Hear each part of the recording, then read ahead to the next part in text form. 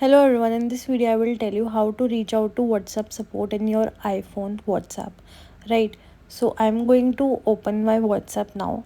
So this is how it will look when you will be able to reach to WhatsApp support and ask something, right? Go to the settings area of your iPhone WhatsApp and tap on help, the second last option like above invite a friend, and again tap on help center. Now it will help you with some topics, right? But if you want to contact, so you can tap on contact us, right?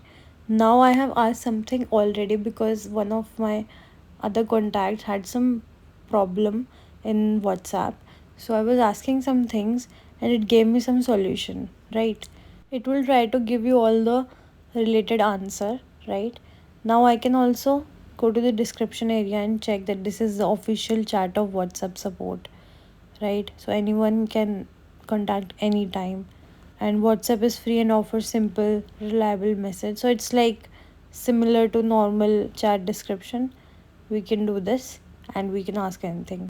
That's how we reach out to WhatsApp support. See you in the next video. Tada!